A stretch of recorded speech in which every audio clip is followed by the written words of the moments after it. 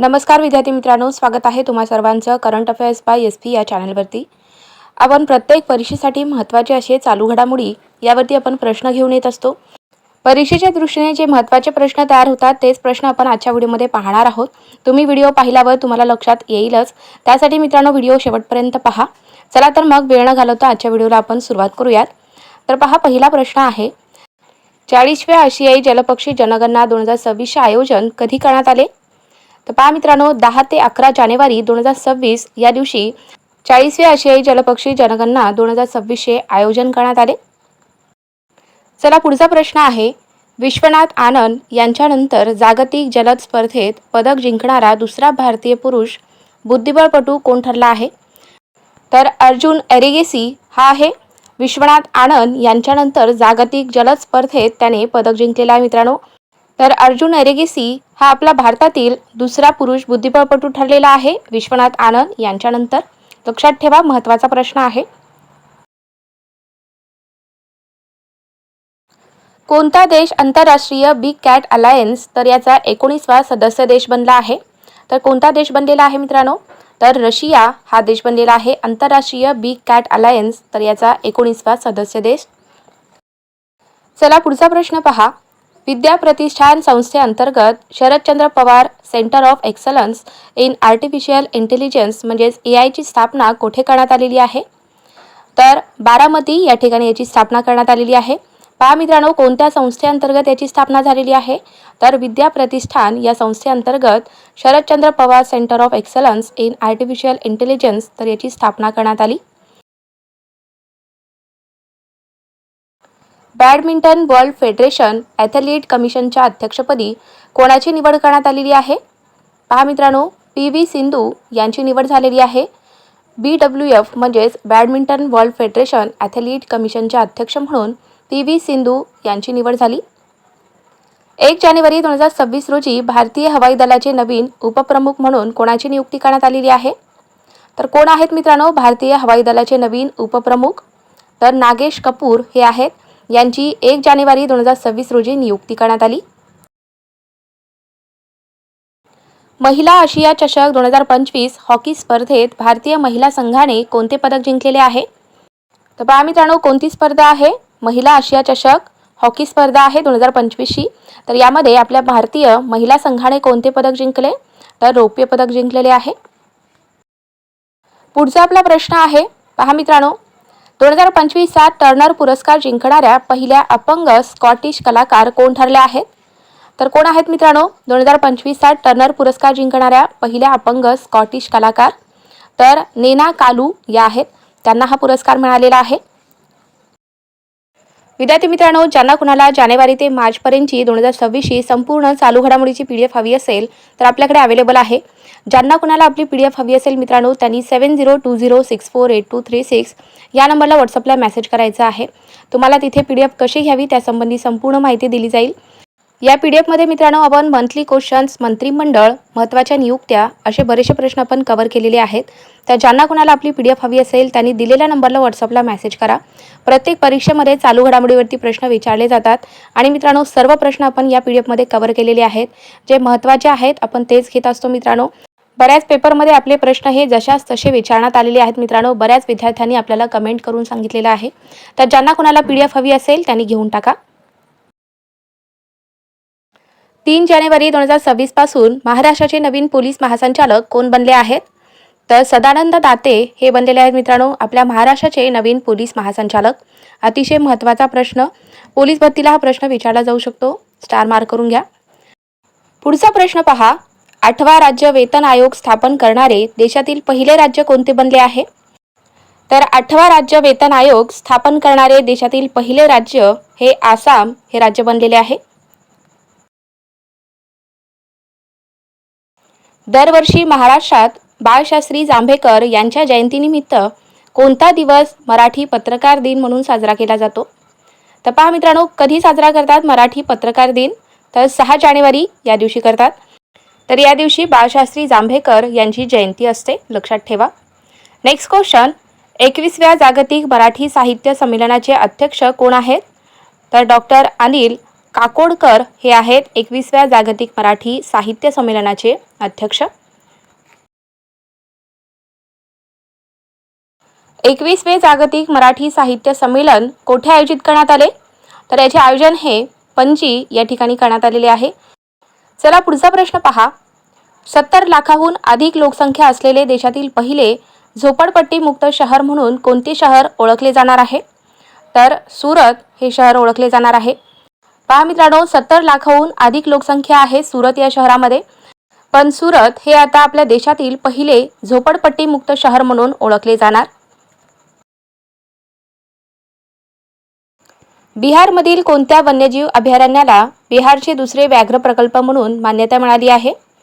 तर कैमूर वन्यजीव अभयारण्य आहे, तर हे बिहारचे दुसरे व्याघ्र प्रकल्प म्हणून याला मान्यता मिळाली. Next question.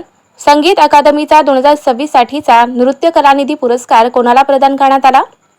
तर हा पुरस्कार उर्मिला सत्यनारायण यांना प्रदान करण्यात आलेला आहे.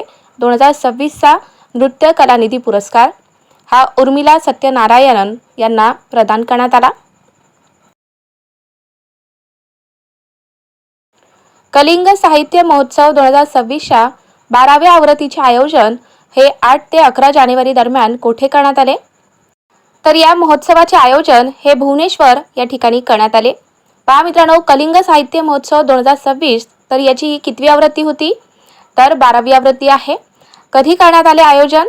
तर 8 ते 11 जानेवारी दरम्यान भुवनेश्वर या ठिकाणी याचे आयोजन करण्यात आले. लक्षात ठेवा. Next question. भारताने मेक इन इंडिया अंतर्गत कार्यान्वित केलेले पहिले स्वदेशी हायब्रिड प्रदूषण नियंत्रण जहाज कोणते आहे? तर त्याचे नाव काय आहे? तर समुद्र प्रताप हे जहाज आहे. गोल्डन ग्लोब पुरस्कार 2026 मध्ये सर्वोत्कृष्ट चित्रपट पुरस्कार कोणत्या चित्रपटास मिळाला आहे? पहा मित्रांनो, गोल्डन ग्लोब पुरस्कार 2026 मध्ये सर्वोत्कृष्ट चित्रपट पुरस्कार हा हॅमनेट या चित्रपटास मिळाला. पुढचा प्रश्न. गोल्डन ग्लोब पुरस्कार 2026 मध्ये सर्वोत्कृष्ट अभिनेता पुरस्कार कोणाला मिळालेला आहे? तर सर्वोत्कृष्ट अभिनेत्याचा पुरस्कार हा वॅगनर मोरा यांना मिळाला. तर मित्रांनो, सर्वोत्कृष्ट अभिनेत्रीचा पुरस्कार हा कोणाला मिळाला? तर जेसी बकली यांना मिळालेला आहे. तर हे लक्षात ठेवा, व्यवस्थितपणे नोट डाऊन करून घ्या.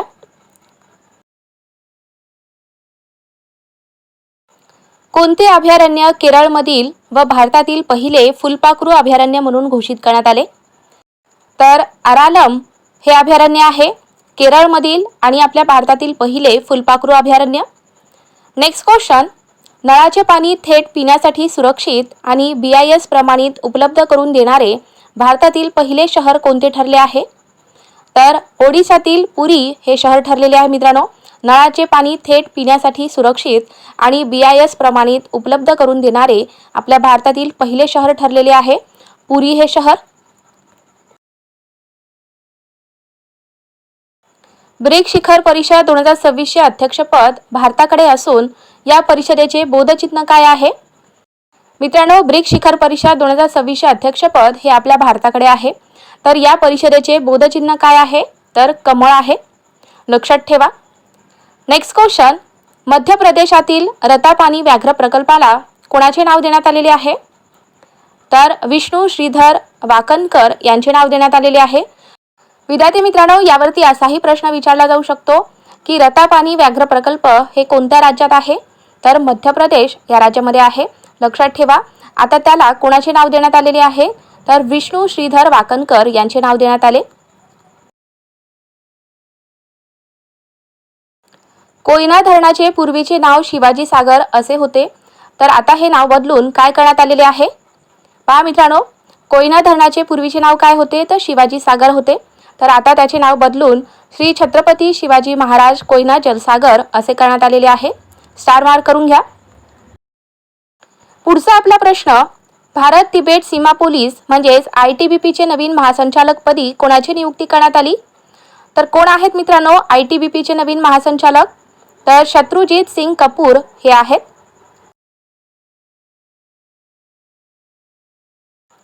जानेवारी 2026 मध्ये प्रसिद्ध झालेल्या हेनली पासपोर्ट इंडेक्स 2026 नुसार भारत कितव्या क्रमांकावर आहे?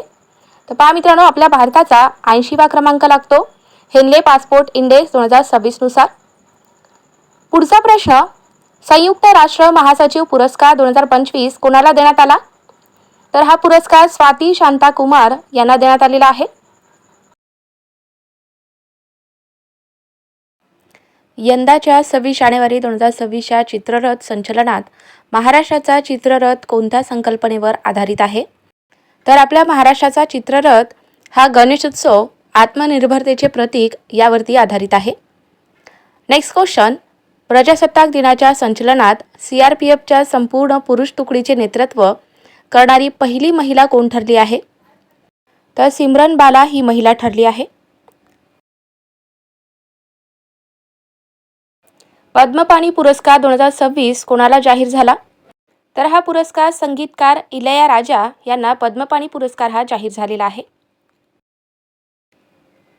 पुणे आंतरराष्ट्रीय चित्रपट महोत्सव 2026 मध्ये सर्वोत्कृष्ट मराठी चित्रपट पुरस्कार कोणत्या चित्रपटाला मिळाला आहे? तर हा पुरस्कार बाप्या या चित्रपटास मिळाला. पुणे आंतरराष्ट्रीय चित्रपट महोत्सव 2026 मध्ये सर्वोत्कृष्ट मराठी अभिनेता पुरस्कार कोणाला जाहीर झाला? तर हा पुरस्कार गिरीश कुलकर्णी यांना जाहीर झालेला आहे. नेक्स्ट क्वेश्चन पहा मित्रांनो, पुणे आंतरराष्ट्रीय चित्रपट महोत्सव 2026 मध्ये सर्वोत्कृष्ट मराठी अभिनेत्रीचा पुरस्कार हा कोणाला जाहीर झाला? तर हा पुरस्कार मिळालेला आहे राजश्री देशपांडे यांना. भारतीय क्रिकेट संघाचा माजी कर्णधार रोहित शर्माला कोणत्या क्षेत्रात पद्मश्री पुरस्कार जाहीर झाला आहे? तर रोहित शर्मा यांना क्रीडा या क्षेत्रामध्ये पद्मश्री पुरस्कार जाहीर झाला. पुढचा आपला महत्त्वाचा प्रश्न, अभिनेते धर्मेंद्र सिंग देओल यांना कोणत्या क्षेत्रात मरणोत्तर पद्मविभूषण हा देशाचा दुसरा सर्वोच्च नागरी सन्मान जाहीर झाला आहे? तर त्यांना कला या क्षेत्रामध्ये पद्मविभूषण हा पुरस्कार देण्यात येणार आहे. पहा मित्रांनो, धर्मेंद्र सिंग देओल यांना पद्मविभूषण हा पुरस्कार जाहीर झाला, तर रोहित शर्मा यांना पद्मश्री हा पुरस्कार जाहीर झालेला आहे. यामध्ये कन्फ्युजन होऊ देऊ नका, लक्षात ठेवा. भारतीय हवाई दलाचे ग्रुप कॅप्टन शुभांशु शुक्ला यांना कोणता सर्वोच्च शौर्य पुरस्कार जाहीर झाला? तर त्यांना अशोक चक्र हा शौर्य पुरस्कार हा जाहीर झालेला आहे. महाराष्ट्रातील एकूण किती जणांना पद्म पुरस्कार 2026 ने सन्मानित करण्यात आलेले आहे? तर आपल्या महाराष्ट्रातील एकूण 15 व्यक्तींना पद्म पुरस्कार 2026 ने सन्मानित करण्यात आले. तर विद्यार्थी मित्रांनो, हे झाले आजचे महत्त्वाचे प्रश्न. तुम्हाला आपला हा व्हिडिओ कसा वाटला? व्हिडिओ आवडला असेल तर व्हिडिओला लाईक करा, तुमच्या मित्रांना सुद्धा व्हिडिओ शेअर करा आणि ज्याने कोणी अजून आपल्या चॅनलला सबस्क्राईब करून घेतलं नसेल त्याने सबस्क्राईब करून घ्या, जेणेकरून मी जेव्हा पण व्हिडिओ टाकेल तेव्हा तुम्हाला लगेच नोटिफिकेशन मिळतील. आणि हो मित्रांनो, ज्यांना कोणाला आपली PDF हवी असेल त्यांनी PDF घेण्यासाठी 7020648236 या नंबरला व्हॉट्सअपला मेसेज करायचा आहे. तुम्हाला तिथे PDF कशी घ्यावी त्यासंबंधी संपूर्ण माहिती दिली जाईल. चला तर मग मित्रांनो, भेटूयात पुढच्या व्हिडिओमध्ये. थँक्यू.